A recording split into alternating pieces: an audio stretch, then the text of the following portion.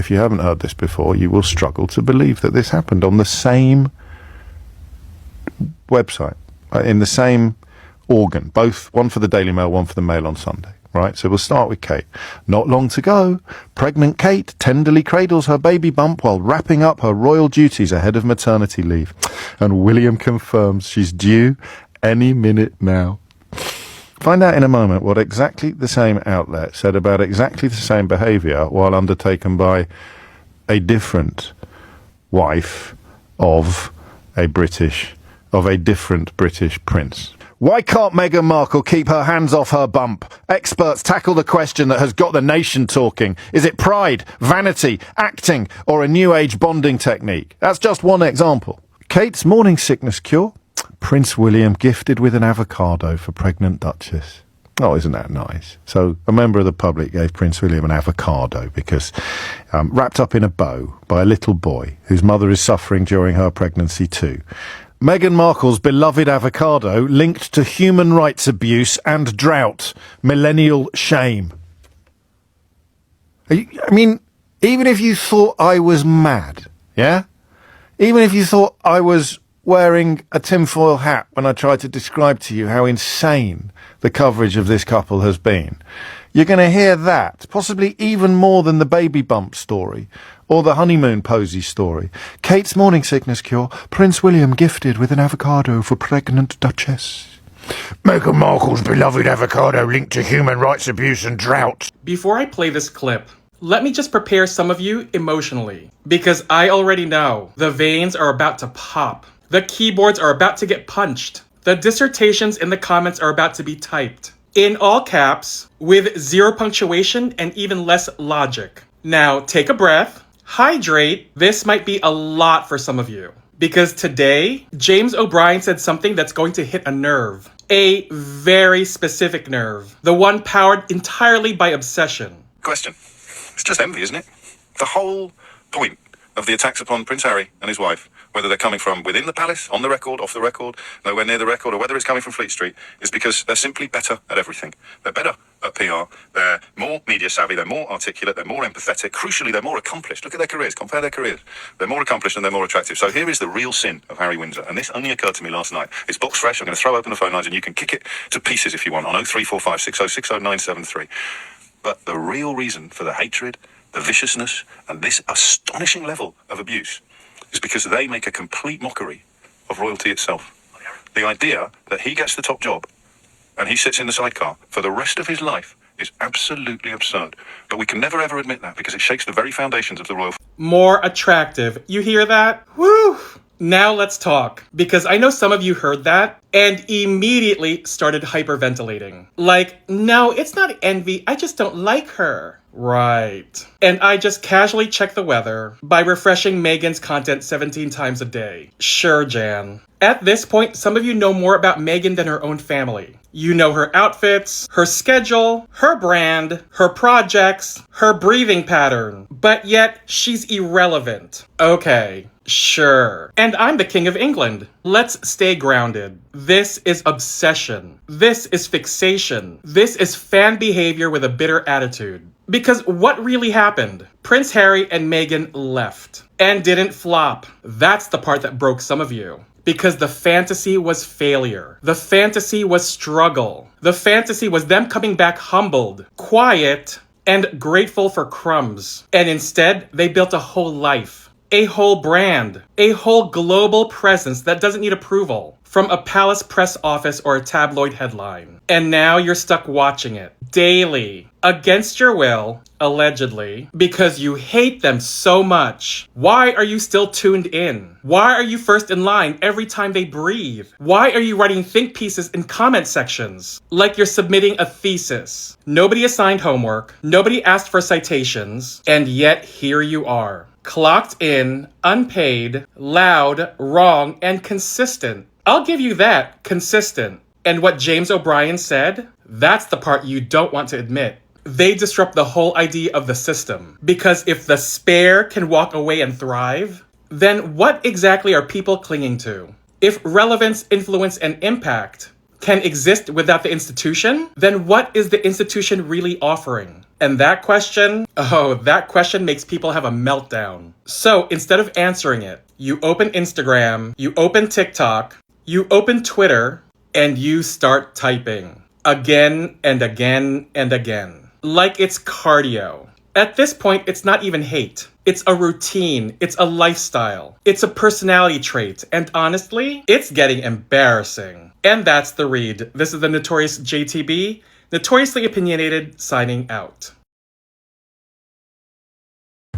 Welcome, dear reader.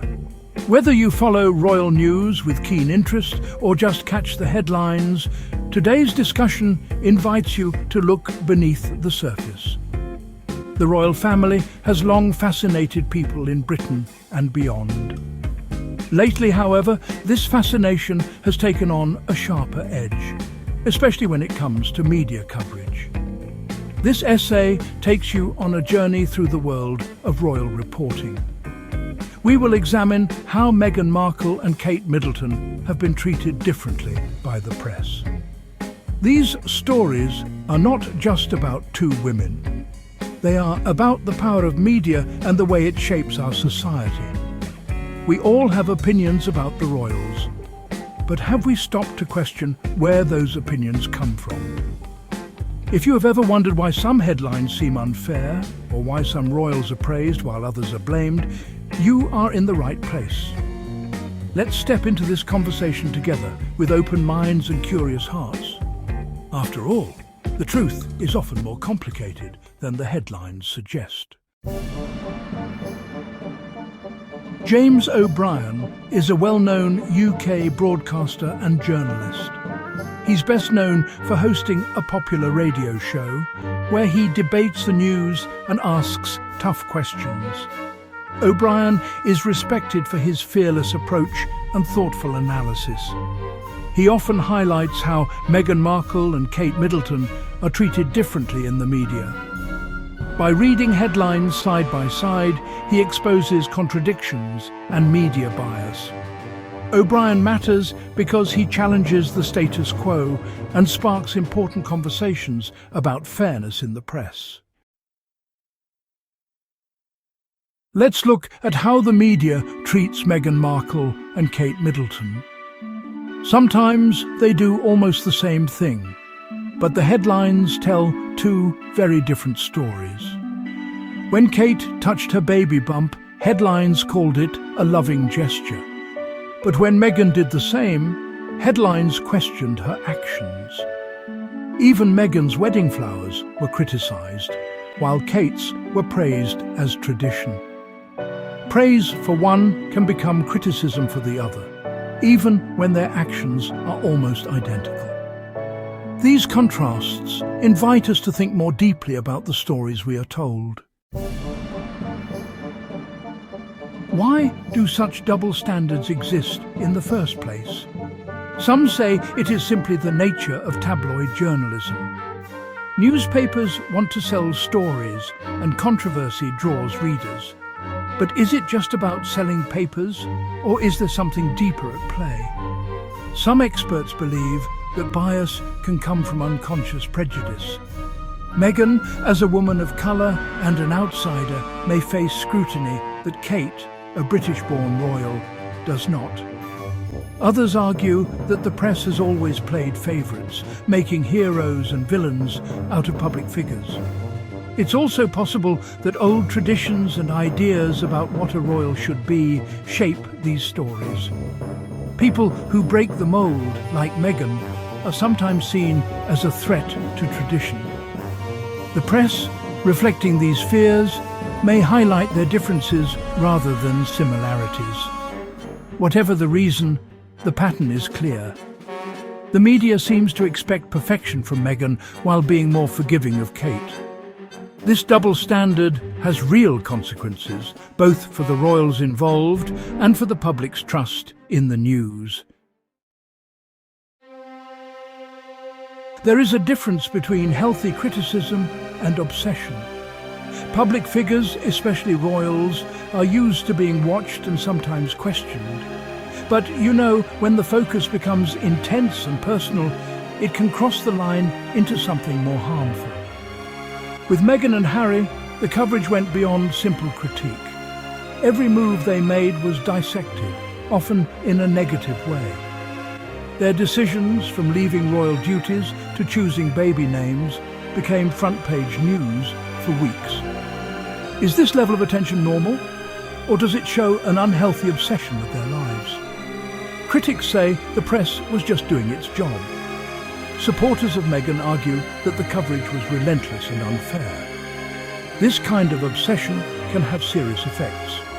It can shape public opinion in dangerous ways and even affect the mental health of those involved. It is important to ask, when does criticism stop being fair and start becoming harmful? The stories we see and hear every day help form our opinions, even when we don't realize it. The media is powerful.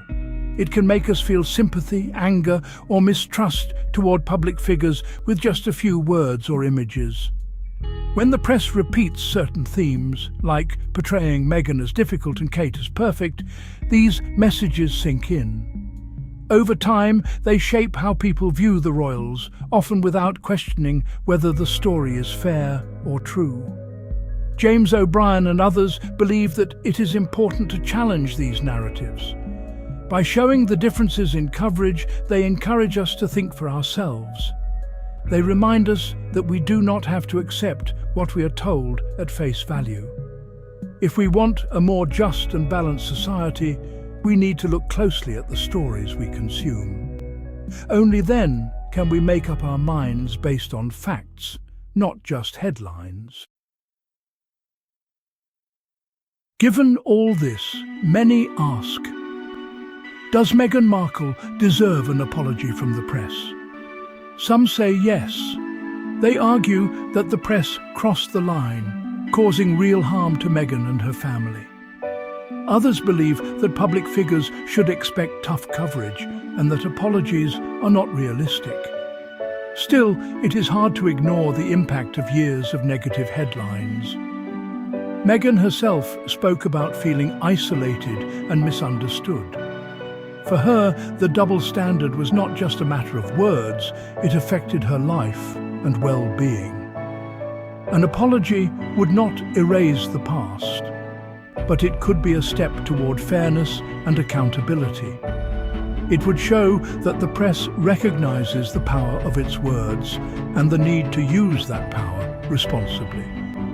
Whether or not the press says sorry, the debate continues.